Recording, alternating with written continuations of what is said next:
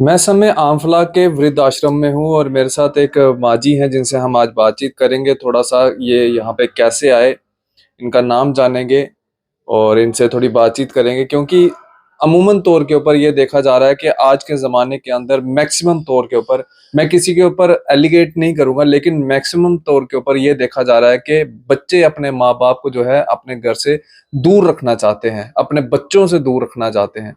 अब वजूहात क्या है, कारण क्या है, वो तो समझ नहीं आता, लेकिन जिस माँ बाप ने अपने बच्चों को पाला हो और वो बच्चे अपने माँ बाप के साथ ये हरकतें करें तो वो शोभा नहीं देता। आज इसलिए मैं यहाँ पे वृद्ध आश्रम में आया हूँ, तो मैंने ज़रूरी समझा कि आज एक मैसेज भी जो है एक माजी से लिया जाए और इनका मैसेज जो है वो पूरी सोसाइटी, पूरी जम्मू कश्मीर, जहाँ जहाँ मेरी वीडियो देखी जाती है, हर जगह जो है ये मैसेज जो है वो पहुंचाया जाए। माजी, आपका नाम? स्नेह प्रभा।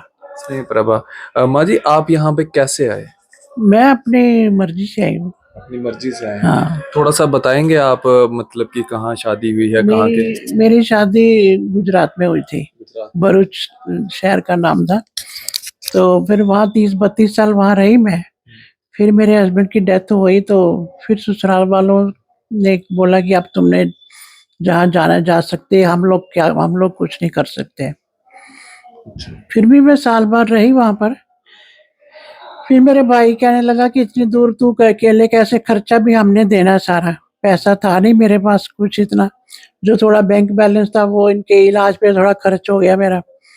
फिर ये मेरे भाई बहन 8 साल तक ये मेरे को खर्चा भेजते रहे उधर, जब ये थे तो। उसके बाद इनकी डेथ हो गई। फिर मैंने ही सोचा कि अगर मैं यहाँ वहाँ रहूंगी तो खर्चा तो इन्होंने ही देना है, मेरे भाई बहनों ने, तो क्यों ना मैं वहाँ ही चली जाऊँ। ये बेचारे परेशान होंगे, मैं बीमार हो जाऊंगी, कुछ होगा तो। फिर उन्होंने तो मना कर दिया था ना कि हम नहीं कुछ कर सकते। फिर मैंने सोचा मैं अपने आप ही फिर मैं इधर आ गई।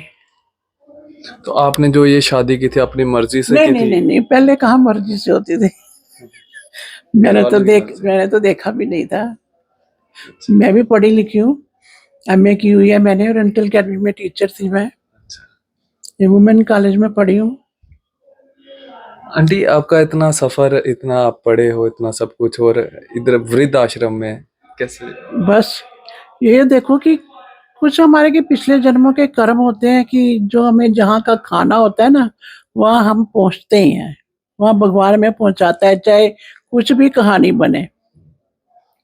फिर यहाँ जब आ गई तो फिर मैंने सोचा कि किराए पे मकान लिया। मेरे भाई ने कहा कि अगर हमारे साथ रहेगी तो फिर तू अपनी जिंदगी नहीं जी सकेगी, इतने साल तो तू रही है वहां पर, तो अब तो अपनी जिंदगी जी, मैं तेरे को किराए का मकान ले देता हूँ। वही मेरे को किराया देते थे, खाने पीने का खर्चा सब।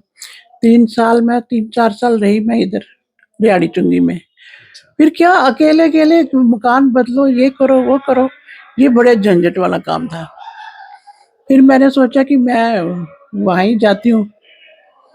आंटी, जब मैं आपसे बात कर रहा था पहले, तो आप कह रहे थे कि मेरी कोई औलाद नहीं है, बच्चा हाँ नहीं है नहीं मेरी। है। तो कई यहाँ पे ऐसे माँ बाप भी हाँ है हाँ जिनकी औलाद भी है, और वो तब भी अपनी औलाद जो है हाँ। उनकी यहाँ पे अपने माँ बाप को छोड़ के चले जाते। तो आज लगता है कि अगर शायद मेरी औलाद होती तो वो भी मुझे इसी नहीं, तरह से। पहले मेरे को लगता था, पहले जब मैं आश्रम में आई ना, तो मुझे ऐसा लगा कि मेरे अगर बच्चे होते तो मैं भी घर पे रहती।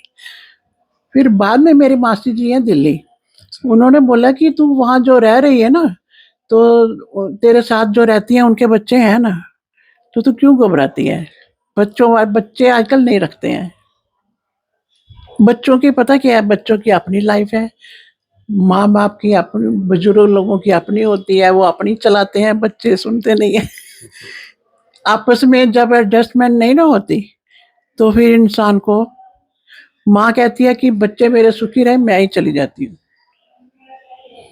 यहाँ पे आप कितनी औरतों से बातचीत करते हैं, वो अपने घर की कहानियां सुनाते होंगे, कोई एक आधी कहानी ऐसी जो आपके दिल को छू गई और आप बड़े इमोशनल हुए हैं उस कहानी से? हो जाता है कभी कभी, जब सुनाते हैं कभी कि मेरे बेटे ने मुझे मारा, ये किया वो किया, तब मैं भले वृद्ध आश्रम में रहती हूँ लेकिन मैं इतनी थोड़ी सेंसिटिव हूँ, किसी की कहानी सुन के भी मैं रो पड़ती हूँ।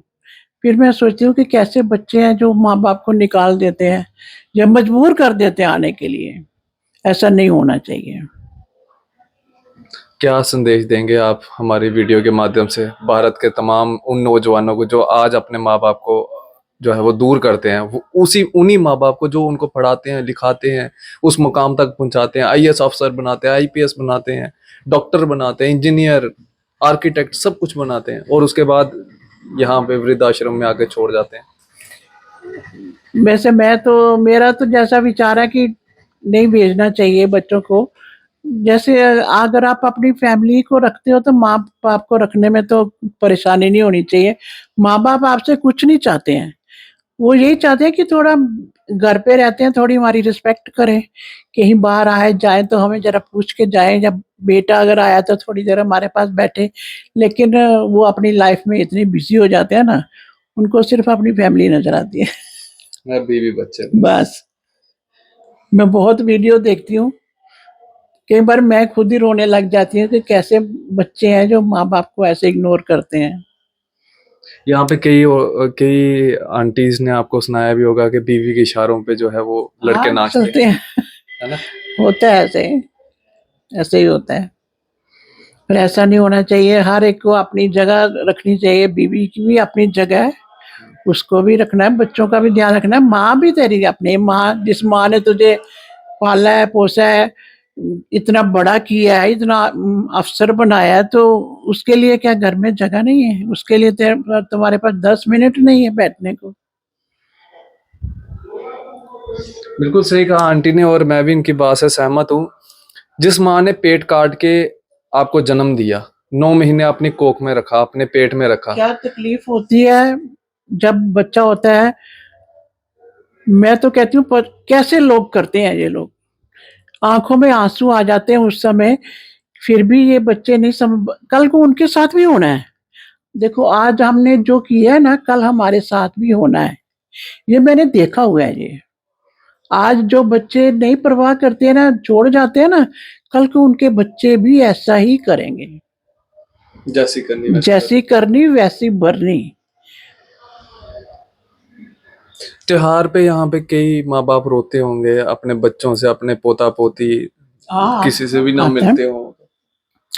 सबको दुख तो होता ही है।